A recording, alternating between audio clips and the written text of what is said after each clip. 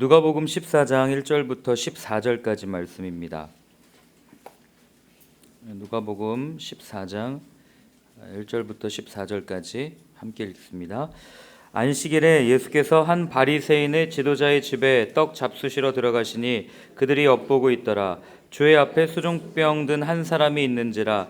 예수께서 대답하여 율법 교사들과 바리새인들에게 이르시되 안식일에 병 고쳐주는 것이 합당하냐 아니하냐. 그들이 잠잠하거늘 예수께서 그 사람을 데려다가 고쳐 보내시고 또 그들에게 이르시되 너희 중에 누가 그 아들이나 소가 우물에 빠졌으면 안식일이라도 곧 끌어내지 않겠느냐 하시니 그들이 이에 대하여 대답하지 못하니라. 청함을 받은 사람들이 높은 자리 택함을 보시고 그들에게 비유로 말씀하여 이르시되 내가 누구에게나 혼인잔치에 청함을 받았을 때 높은 자리에 앉지 말라. 그렇지 않으면 너보다 더 높은 사람이 청함을 받은 경우에 너와 그를 청한 자가 와서 너더러 이 사람에게 자리를 내주라 하리니 그때 내가 부끄러워 끝자리로 가게 되리라. 청함을 받았을 때 차라리 가서 끝자리에 앉으라. 그러면 너를 청한 자가 와서 너더러 버시어 올라앉으라 하리니 그때야 함께 앉은 모든 사람 앞에서 영광이 있으리라. 무릇 자기를 높이는 자는 낮아지고 자기를 낮추는 자는 높아지리라.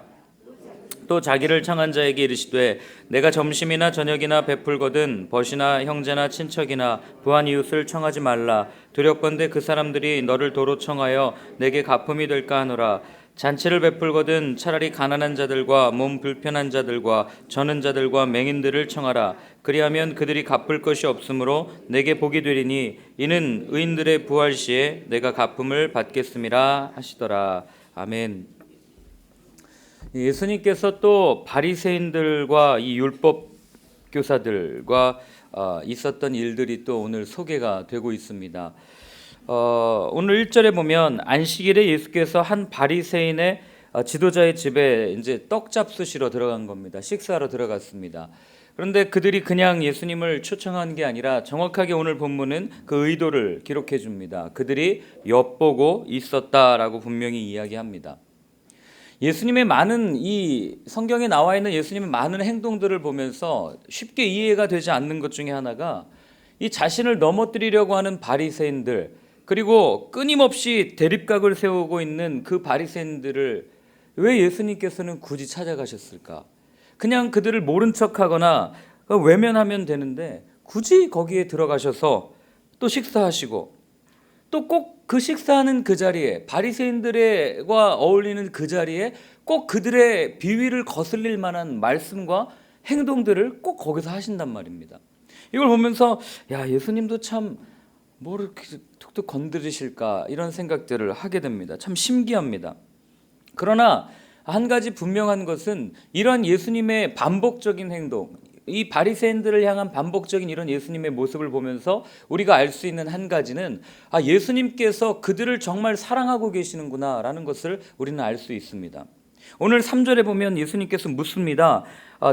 율법 교사들과 바리새인들에게 이르시되 안식일에 병을 고쳐주는 것이 합당하냐 아니하냐라고 또다시 물으십니다.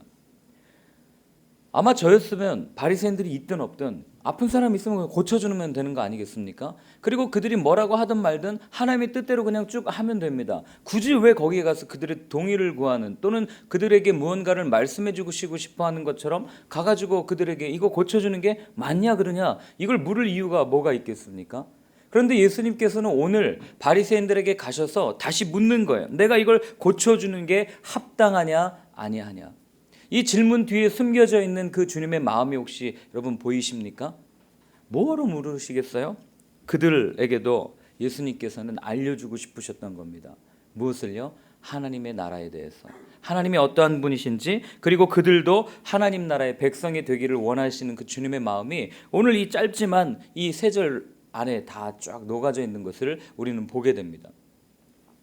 그리고 예수님께서 물으십니다. 5절과 6절을 한번 같이 읽어보겠습니다. 또 그들에게 이르시되 너희 중에 누가 아들이나 소가 우물에 빠졌으면 안식일이라도 곧 끌어내지 않겠느냐 하시니 그들이 이에 대하여 대답하지 못하니라. 예수님께서 이 바리새인들과 항상 하셨던 논쟁의 핵심은 한 가지입니다. 무엇이냐면 생명이 무엇인가 하는 문제였습니다. 바리새인들이 끊임없이 형식을 추구하고 끊임없이 율법을 따라갈 때 예수님께서 그들에게 오히려 그들의 삶을 이렇게 뒤집어 엎으면서 던지셨던 모든 질문들은 과연 거기에 생명이 있는가라는 질문이었습니다. 우리는 살면서 본질과 형식이라는 두 그릇을 많이 이야기합니다. 사실 둘 다 모두 중요합니다. 마태복음 23장에 보면 예수님께서 바리새인들을 향해서 7가지 화를 이야기하실 때 그 중에 한 화가 이겁니다. 박하와 너희들은 박하와 회향과 근처에 11조는 드리는데 왜 너희들의 더 중요하다고 표현하진 않았습니다. 왜 정의와 믿음과 긍휼은 저버렸냐, 이렇게 말씀하십니다. 이 조미료의 11조까지 하는 그들에게 그렇게 형식적으로 아주 정확하게 하나님의 말씀대로 살려고 하는 그들을 향해서 왜 근데 그 마음에 있는 정의와 믿음과 긍휼은 버렸냐. 그러면서 예수님이 그렇기 때문에 정의와 긍휼과 믿음이 더 중요하다라고 말씀하셨으면 우리는 형식 버릴 수 있습니다. 그런데 예수님 그렇게 말씀하시지 않으셨습니다. 뭐라고 하십니까? 이것도 행하고 저것도 버리지 말아야 할지니라. 마태복음 23장 23절에 예수님께서는 그렇게 말씀하십니다. 사실 살아가는데 둘 다 필요한 겁니다. 아무리 본질만 있다 한들 그 본질만 있으면 어떻게 할 줄 모르는 겁니다. 형식이라는 그릇이 있어야 그 본질을 적절하게 표현하고 또 우리가 그렇게 지켜낼 수 있는 겁니다. 그러나 중요한 것은 이 본질이 없는 형식은 결국 사람을 얽매이게 하고 그 형식에 얽매이게 하고 그리고 나중에는 영혼 없는 몸처럼 우리의 생명을 앗아가는 것들을 보게 됩니다. 그래서 예수님께서는 바리새인들 그 형식에만 치우친 그들에게 본질 또한 중요하다라는 것을 분명하게 말씀해 주셨습니다. 이 바리새인들과 논쟁할 때 예수님의 시선은 늘 잃어버린 자들에게 초점이 맞춰져 있지만 이 바리새인들의 시선은 항상 그들이 만들어낸 율법과 그리고 그들이 지켜야 할 많은 그 문화 또는 율법들 그리고 자신들이 지켜야 할 이 성전에 쏠려 있던 것들을 보게 됩니다. 그들은 자신의 것들을 잃지 않기 위해 끊임없이 율법을 만들어냈고 그리고 자신들이 하나님의 백성이라는 그 증거를 하기 위해서 그렇게 살아왔던 것들을 보게 됩니다. 하나님께서 관심 있어하는 그 한 생명, 하나님께서 정말 지금도 쳐다보고 계시는 그 잃어버린 한 영혼에 대한 관심이 아니라 그들이 만든 제도와 그들이 만들어낸 율법과 그리고 그들이 살고 있었던 그 문화, 그 성전을 지키기 위한 형식만을 중요하게 생각했던 겁니다.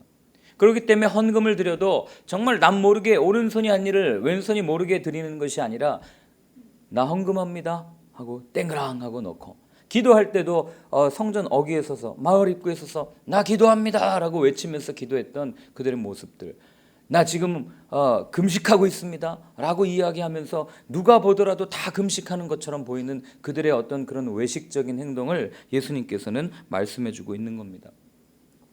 이런 모습들을 볼 때 우리도 한번 생각해 볼 필요가 있는 것은 과연 우리는 어디를 바라보고 있고 우리는 무엇에 열심을 내고 있습니까? 한번 생각해 보아야 합니다.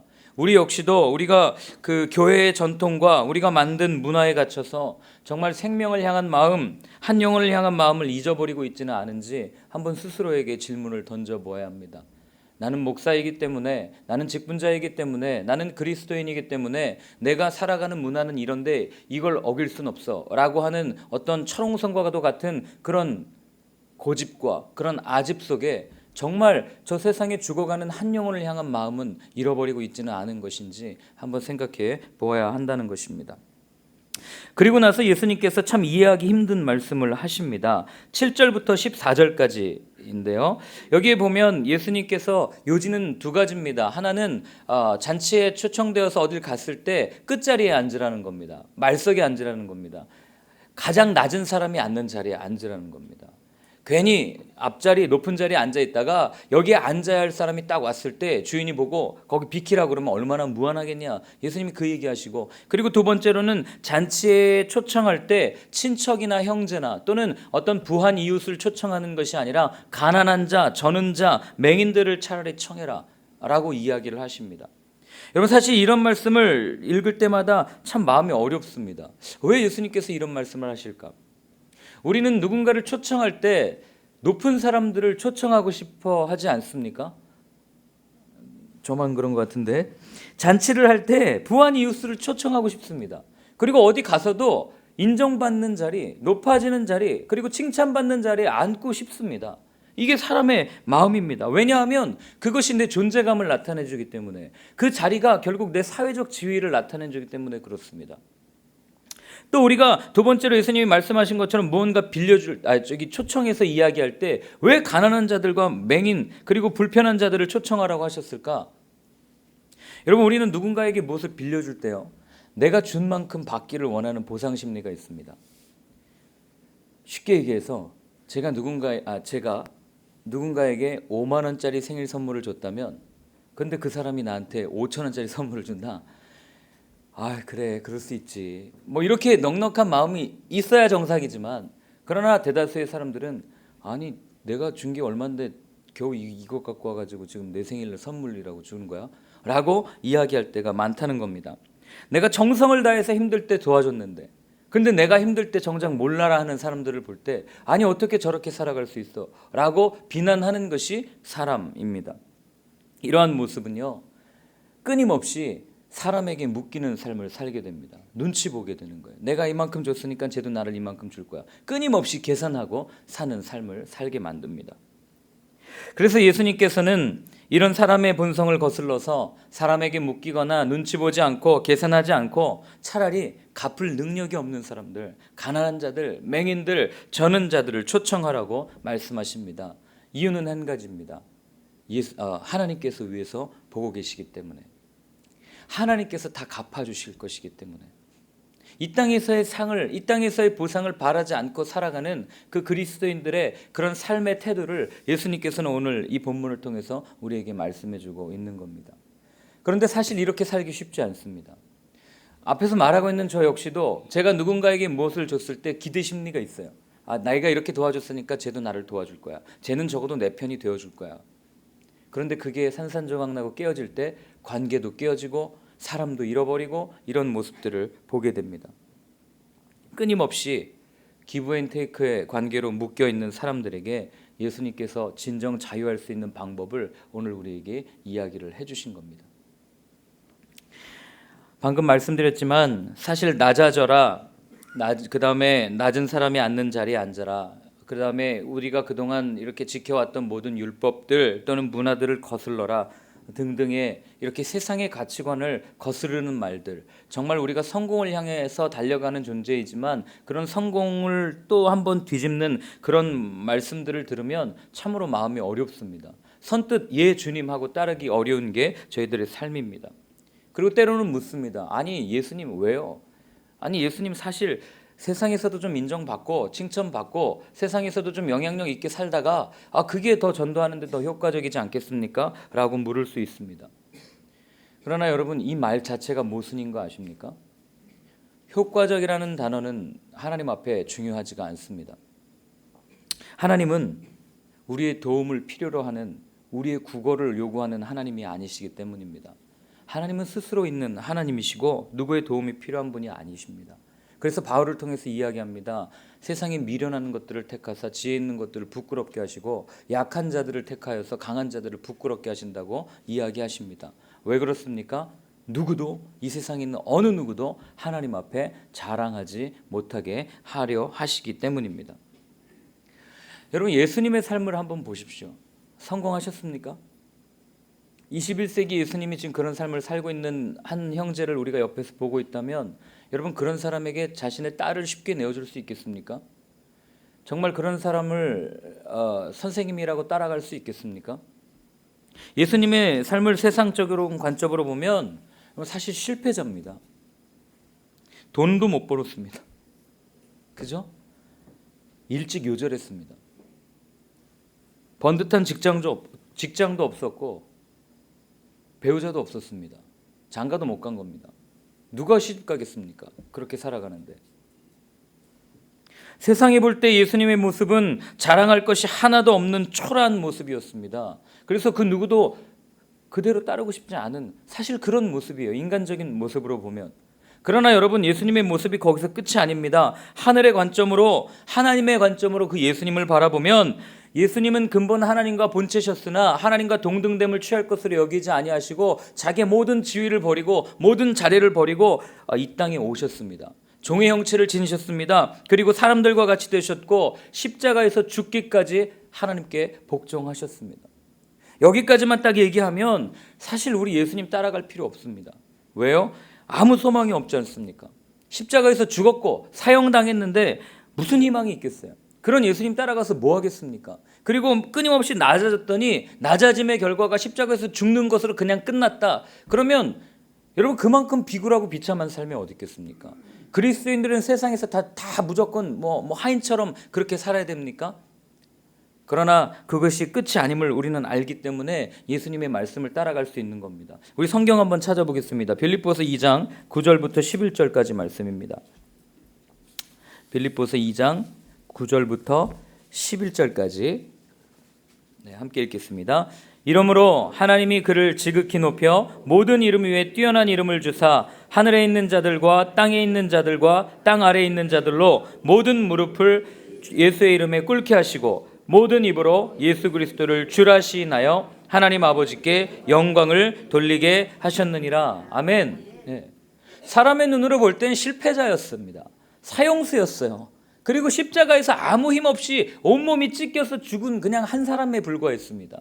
그런데 그랬던 그가 정말 본인이 말한 것처럼 얼마나 낮아지셨습니까? 오늘 누가복음 본문에 말하지 않습니까? 높임을 받고 싶으면 낮아지라고 말씀하시지 않습니까? 말석에 앉으라고 이야기하지 않습니까? 그런데 예수님은 그렇게 말하고 끝났습니까? 아닙니다. 예수님의 삶 자체가 그렇게 사신 겁니다.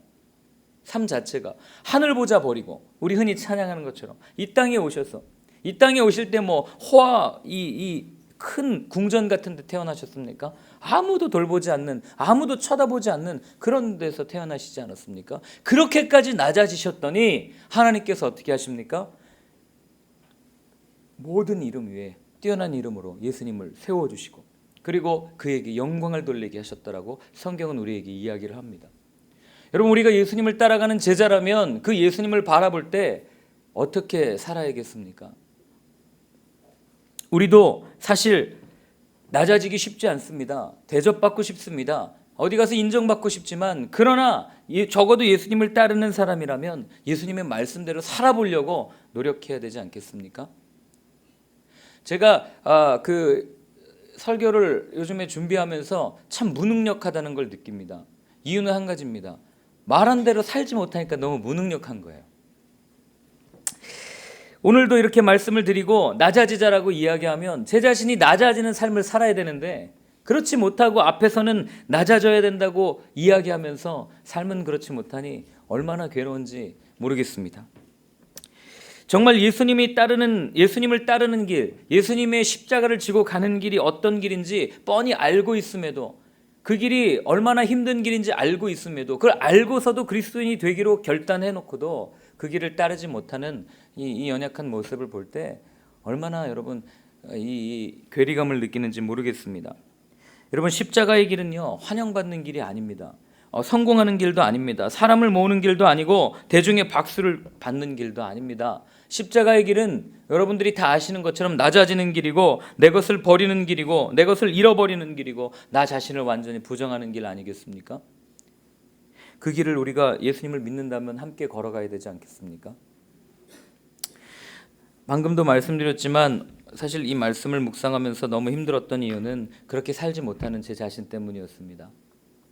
낮은 사람으로 여김을 받고 싶은 사람 세상에 아무도 없다고 이야기하지만 목사로 살겠다고 섬기는 자로 살겠다고 입으로는 늘 이야기하지만 또 은혜 받으면 잠깐은 그렇게 사는 것 같은데 상황이 대우받지 못할 때마다 무시당할 때마다 불쑥불쑥 이 안에서 솟아오르는 이 욕심과 욕구들, 정말 그 어떤 찬양 가사처럼 내 욕심이 내 못난 자아가 언제나 큰 짐이 되어서 정말 그 십자가 지고 정말 예수님 따라가고 싶지만 그렇게 살지 못하는 그런 마음, 정말 그것들이 나를 짓눌러 공곡해 할 때 아무런 방법이 없습니다. 무기력해집니다. 나는 정말 예수님을 따르는 삶이 맞는가 고민할 때 있습니다. 그러나 그때 우리 그래서 예수님이 계신 거 아니겠습니까? 예수님 나를 좀 도와주십시오. 예수님 나를 좀 살려주십시오 라고 기도하게 됩니다. 혹 저와 같이 이런 마음의 부담을 갖고 계신 분들이 계실지 모르겠습니다. 그런 분들 오늘 이 말씀대로 한번 살아보려고 노력하실 때 넘어질 수도 있습니다. 못할 수도 있습니다. 그러나 걱정하지 마시고 정말 오늘도 우리를 붙들고 계시는 주님을 생각하십시오. 그리고 우리가 이 찬양을 좀 부르고 정직하게 우리의 마음을 하나님 앞에 드리는 시간이 되었으면 좋겠습니다.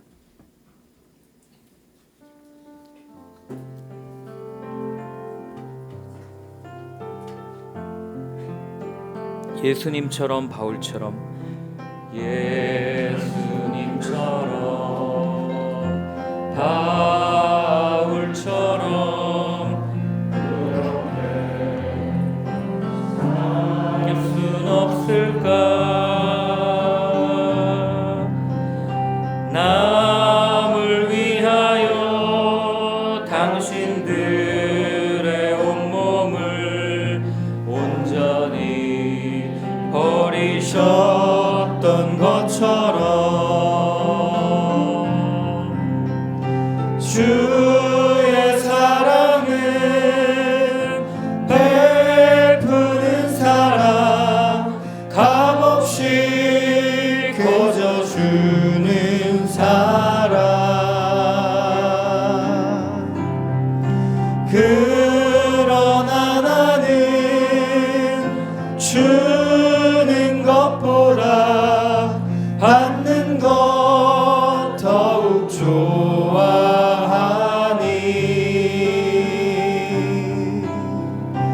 나의 입술은 주님 닮은 듯하나 내 맘은 아직도 주하여 받을 사랑만 계수하고 있으니 예수여 나를 도와주소서. 우리 시간에 함께 같이 기도할 때 이런 기도 제목으로 기도했으면 좋겠습니다. 주님 닮고 싶습니다. 주님 마음 내게 주십시오. 주님 나를 좀 도와주십시오. 우리 이러한 마음으로 함께 같이 기도합니다. 하나님 아버지, 오늘 우리에게 말씀하여 주셨습니다. 아니 나에게 말씀하여 주셨습니다. 하나님 낮아지라고, 겸손하라고, 하나님 끝까지 십자가를 지고 따라가라고 말씀하여 주셨습니다. 하나님, 그러나 이 말씀대로 살아갈 수 없는 내 모습을 바라볼 때 하나님 너무나도 괴롭습니다. 하나님 설교조차 할 수 없습니다. 무슨 말을 하겠습니까? 하나님 아버지, 그저 나도 살 수 없음을 고백할 뿐입니다. 하나님 아버지, 이러한 나의 마음을 주님 붙잡아 주시고, 아버지 하나님 정말 이 시간 부른 이 찬양처럼 예수님 나를 도와주십시오. 예수님 나의 마음을 열어주십시오. 예수님 나를 붙잡아 주십시오. 하나님 정말 주님께서 이 땅에 온 것은 섬김을 받으려 함이 아니라 도리어 섬기려 하고 자기 생명을, 자기 목숨을 많은 사람의 대성물로 주려 함이라고 말씀하셨는데, 아버지 하나님, 그러나 나는 여전히 섬김을 받으려고만 하고 십자가를 지려 하지 않는 제 모습을 발견합니다. 하나님 아버지, 오늘도 나의 욕심과 나의 정욕과 나의 탐심을 십자가에 못 박게 하여 주시옵소서. 아버지 하나님, 그래서 정말 다 조금이라도 낮아질 수 있는 하루가 되어줄 수 있도록 주님 도와주시옵소서. 하나님 아버지, 섬기지 못하도록 고개를 뻣뻣이 들고 있는 내 정욕과 탐심을 십자가에 못 박는 하루 되게 하여 주시옵소서. 예수님이면 충분합니다 하는 이 고백이 하나님 오늘 우리의 삶의 고백, 아니 그 삶이 되게 하여 주시옵소서. 이제는 낮아지실 이유가 없으셨지만 친히 낮아지심으로 우리에게 생명으로 주시고 우리를 구원해 주신 예수 그리스도의 크신 은혜와 하나님 아버지의 사랑과 성령님의 위로하심과 충만케 하심이 섬김의 삶, 겸손의 삶을 살기로 다짐하는 모든 분들 위해 이제로부터 영원까지 늘 함께하여 주시기를 간절히 축원하옵나이다. 아멘.